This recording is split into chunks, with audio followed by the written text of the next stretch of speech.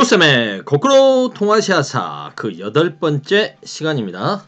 이 시간에는 국가의 성립과 발전, 동아시아 국가의 성립과 발전 그 두 번째 시간으로 유목지역과 만주 한반도, 일본 지역에서의 국가 발전 과정에 대해서 살펴보도록 하겠습니다. 유목지대에서는 흉노, 만주와 한반도에는 여러 나라들이 성장하죠. 고조선을 비롯해서 초기 국가 여러 나라들, 그리고 일본에는 야마타이국 이런 나라들이 이제 출현하는 과정에 대해서 살펴보도록 하겠습니다.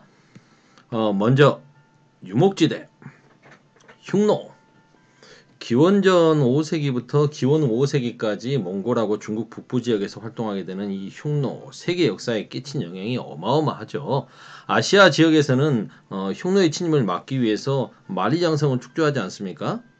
그리고 이 흉노가 결국 한나라와의 싸움에서 밀리면서 서쪽으로 이동을 하죠. 그들이 이제 서쪽으로 이동을 해서 이제 몇 세기 뒤 한참 시간이 흐르면서 차츰차츰 이동해 가며 훈족이라는 이름으로 게르만족을 압박해서 게르만족의 대이동을 가져오게 하죠. 그래서 결국 소로마 제국의 멸망을 가져오지 않습니까? 그래서 동양과 서양사, 동양사와 서양사에 큰 영향을 끼친 민족이 바로 흉노족입니다. 이 흉노족은 기원전 3세기 말부터 뛰어난 기동력, 기마 기술을 바탕으로 이제 본격적으로 성장을 합니다. 그래서 중국 지역을 자꾸 쳐들어오는 거죠. 그래서 중국의 진시황 같은 경우에는 그들을 오르도스 지역에서 몰아내고 그들의 침략을 막기 위해서 만리장성을 축조하게 됩니다. 지도에서 한번 살펴볼까요? 이거 좀 확대해서 봐야 되나? 그냥 이렇게 봅시다. 얘들이 활동하는 지역이 몽골 지역하고 중국 북부니까 흉노족이 여기에서 활동하는 거죠. 이들이 자꾸 내려오니까 많은 나라들이 이걸 막기 위해서 조금씩 그 장성을 만들었었는데 전국 시대에 여러 나라들이 진시황이 이걸 통일하고 나서 이들을 이제 특히 이들이 많이 들어와 있던 지역이 여기가 오르도스라고 하는 지역이거든요. 이 지역에서 얘들을 몰아내는 거죠. 이 지역에서 얘들을 축출하고 나서 이제 만리장성을 쌓습니다. 만리장성을 쌓아서 막는 거죠. 이 만리장성의 위치는 지금하고는 좀 다릅니다. 이 진시황의 만리장성은 지금보다는 좀 더 위쪽에 있을 것으로 생각이 되죠. 이렇게 해서 쫓아냈던 거예요. 하지만 진시황이 죽고 나니까 이제 어떻게 될까요? 얘들은 다시 좀 더 세력을 키워가겠죠.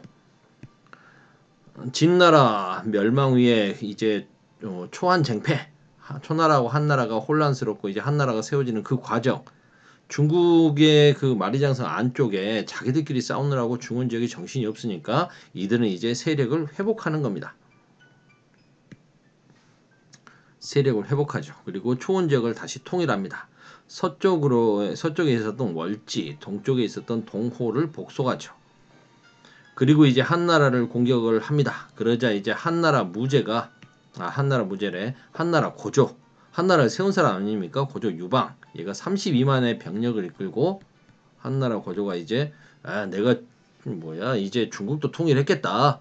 이 여세를 몰아서 여러분들 생각해 보시면 가장 황제가 힘이 셀 때가 언제겠어요? 대통령이 힘이 가장 셀 때가 언제입니까?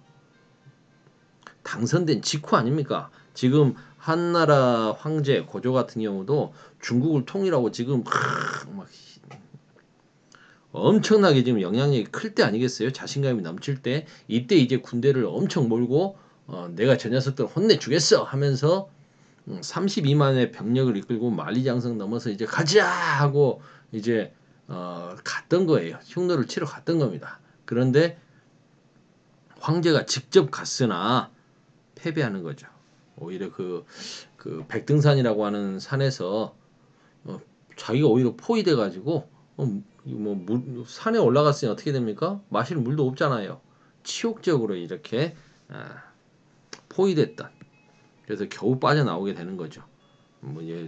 뇌물 바치고 이렇게 하면서 평성의 치욕.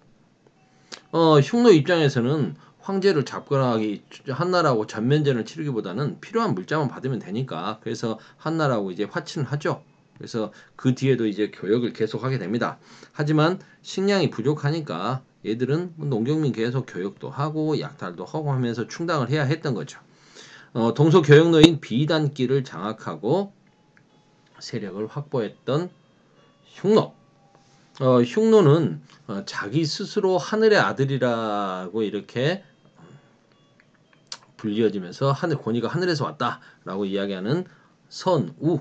중국에서는 황제를 다른 말로 뭐라고 합니까? 하늘의 아들 천자라고 하죠. 얘들도 마찬가지로 하늘의 아들이란 뜻으로 선우라고 부릅니다. 뭐 이거 선우는 뭐 줄여서 선우라고 하고요. 실제로는 뭐 탱리고도 선우, 탱리고도 선우라고 합니다. 그래서 탱리가 하늘, 탱리가 하늘, 고도가 아들, 선우는 이제 넓다 뭐 이런 의미라고 합니다. 그러니까 하늘 아래 넓은 지역을 다스리는 하늘 아래 최고의 군주다 이런 거겠죠. 그래서 자신을 신성시 시키는 거 아니겠습니까? 선우가 이제 지역을 셋으로 나눠서 가운데는 자신이 차지하고 있고요. 가운데는 본인이 다스리고 중앙은 나머지는 좌연왕과 우연왕. 자기 기준으로 왼쪽이니까 우리가 보기에는 오른쪽이겠죠. 좌연왕이 동쪽, 우연왕이 서쪽을 다스립니다. 그리고 이제 뭐 각각 이렇게 영지, 뭐 좌연왕과 우연왕 각각 영지에 10,000명 정도의 기병을 가지고 있다고 하고요. 그 밑에 이제 작은 왕, 소왕, 천장, 백장, 십장. 이건 이제 유목민족 같은 경우에는 그 뭐 천부장, 천호, 백호, 십호 뭐 이런 식으로 가거든요. 그 하위 조직이 그렇게 되겠죠. 부족 단위로 움직이니까. 그래서 이제 군대 차출할 때 몇 명씩 차출하는 그 기준 뭐 이렇게 되겠습니다. 이런 것들이 있었고요. 그랬으나 이제 한 나라가 안정화되고 그리고 한 무제 이 양반이 굉장히 대단하지 않습니까? 한때는 이제 한 나라를 압도하고 동아시아 최강국이었던 흉노를 할지라도 한 무제하고 아무래도 그 국가의 국력 자체는 중원 지역보다는 약할 수밖에 없죠. 군사력은 세지만 뭐 전쟁이라고 하는 게 단순하게 전투력만 가지고 하는 게 아니죠. 전쟁은 그걸 지원해 줄 수 있는 물자도 있어야 되고 인구라든가 땅덩어리 특히 인구 면에서는 농경지역이 훨씬 넓으니까요. 군수물자 보급력이라든가 전투 지속력 지속적으로 싸우면 아무래도 불리합니다. 이렇게 해서 한 나라하고 계속해서 싸우다 보니까 힘이 약해지죠. 그리고 이제 자신들의 선우의 지위를 놓고 내분이 일어나게 되면서 남흉노와 북흉노로 분열됩니다. 이렇게 유목민족이 분열되면 농경민족이 이걸 좌시하지 않죠. 결국 남흉노는 한 나라에게 복속되고 북흉노는 서쪽으로 이동하죠. 아까 말씀드렸죠. 이 서쪽으로 이동했던 애들이 나중에 뭐가 돼요? 뭐라고 불립니까? 훈족, 훈스라고 불리는 거죠. 그래서 게르만족의 이동을 가져오게 되는 거죠. 흉측한 노예, 흉노. 이 이름 자체도 중국 사람들이 이제 자신들을 얼마나 괴롭혔으면 이름 자체를 흉측한 노예라고 붙였겠습니까? 자기들은 그냥 훈스, 흉, 뭐 이렇게 자기들 발음으로 이야기했겠죠. 어떤 뜻이 있었겠죠. 근데 그걸 이제 음차를 해서 쓰면서 중국이 안 좋게 쓴 거죠. 안 좋은 의미로. 자, 만주와 한반도 지역을 봅시다. 이건 다 아는 이야기니까 좀 빨리 넘어가겠죠. 만주 한반도 최초 국가 고조선 모르는 사람 없죠? 단군 왕검이라는 용어에서 알 수 있죠. 단군 왕검. 단군은 탱글이라고 하는 무당 샤먼의 뜻이고요. 제사장. 그 다음에 왕검은 정치적인 지도자. 그래서 재정일치 사회구나라는 걸 알 수 있습니다.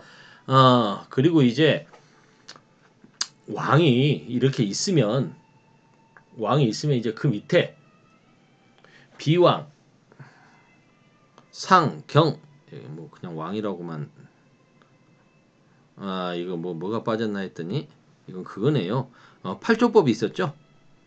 이거 출판사에서 준 학습지를 그대로 썼는데 왜 이거 좀 오타가 있네요. 그리고 왕 밑에 비왕, 왕에 준하는 세력이겠죠. 상, 경, 대부. 중국에도 이제 이런 용어들이 있죠. 공경, 대부, 장군, 박사 등의 관직을 두었다. 독자적인 통치 체제를 가지고 있었다라는 걸 알 수 있습니다. 진한 교체기에 이 이야기는 빨리 넘어갈게요. 진안 교체기에 위만이 들어와서 이제 집권을 하죠. 그러면서 이제 위만 조선을 세우지 않습니까? 왕조가 교체되는 거죠.